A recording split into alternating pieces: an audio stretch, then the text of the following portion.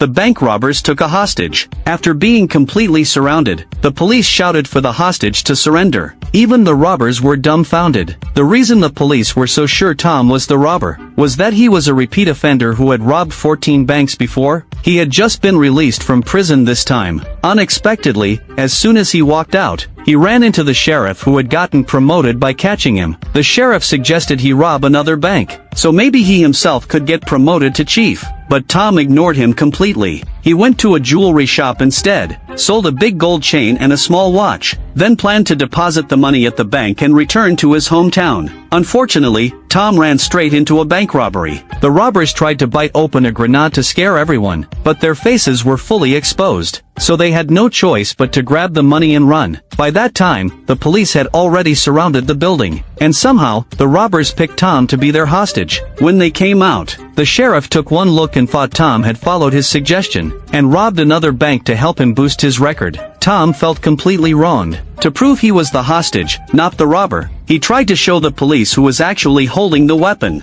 but the gun accidentally went off, causing total chaos. The two of them had no choice but to hide under a car. Seeing the sheriff still didn't believe him, Tom decided to give him what he wanted. He turned the tables and took the robber hostage instead, starting negotiations with the sheriff. Tom then drove off with the robber, speeding like crazy, and ended up at a construction site. Furious, Tom beat the robber up, since he had just done 5 years in prison and now was wrongly accused again. Unwilling to accept it, Tom slammed the gas pedal, and drove straight to the police station to turn himself in. But the robber refused to admit anything, claiming innocence no matter what. Tom had to explain everything himself, even showing the stolen money to the police. But unexpectedly, the police recognized him. The robber seized the chance to turn the tables, accusing Tom instead. Seeing that no one believed him, Tom knocked the police down, and began a life on the run that wasn't supposed to be his.